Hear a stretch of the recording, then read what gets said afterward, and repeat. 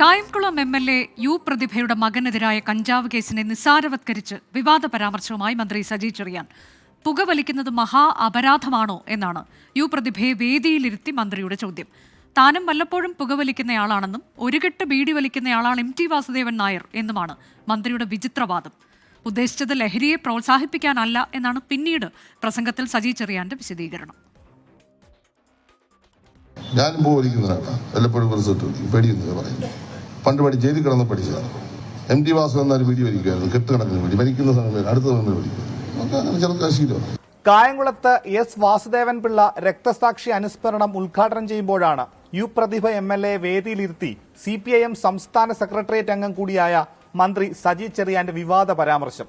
പുകവലിക്കുന്നതിനെ നിസ്സാരവൽക്കരിച്ചും എക്സൈസിനെ വിമർശിച്ചും മന്ത്രി രംഗത്തെത്തി. പുകവലിച്ച് FIR എഴുതി ആയിക്കോട്ടെ, അതിന് ജാമ്യമില്ലാത്ത വകുപ്പ് നേടുന്നു.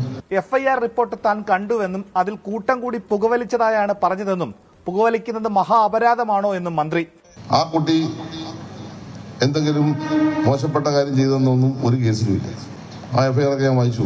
യു പ്രതിഭ MLA-യുടെ മകൻ ഉൾപ്പെടെ 9 പേർക്കെതിരെ കഞ്ചാവ് ഉപയോഗിച്ചതിനും കൈവശം വെച്ചതിനുമായിരുന്നു എക്സൈസ് കേസെടുത്തത്. എന്നാൽ ഇത് മറച്ചുവെച്ചായിരുന്നു മന്ത്രിയുടെ പ്രസംഗം ചർച്ചയായതോടെ മന്ത്രിയുടെ വിശദീകരണം ഇങ്ങനെ: ഇത്തരം ഒരു സാഹചര്യത്തിൽ അത് നിർത്തണമെന്നാണ് ഞാൻ പറഞ്ഞത്. അതിന് യാതൊരു പ്രോത്സാഹനം കൊടുക്കാൻ പാടില്ല. പക്ഷെ ചെയ്യേണ്ട രീതി ഇതായിരുന്നു. അവരെ ഉപദേശിക്കുകയും തെറ്റുതിരുത്താണ് അവസരം കൊടുക്കുകയും ചെയ്യേണ്ട രീതിയിൽ പോകാതെ കേസെടുത്തു. അതേസമയം യു പ്രതിഭ MLA മാധ്യമങ്ങൾക്കെതിരെ നടത്തിയ വ്യക്തി അധിക്ഷേപങ്ങളിൽ പ്രതിഷേധിച്ച് യൂത്ത് കോൺഗ്രസ് യു പ്രതിഭയുടെ MLA ഓഫീസിലേക്ക് മാർച്ച് നടത്തി. മാർച്ചിന് നേരെ പോലീസ് ജലപീരങ്കി പ്രയോഗിച്ചു.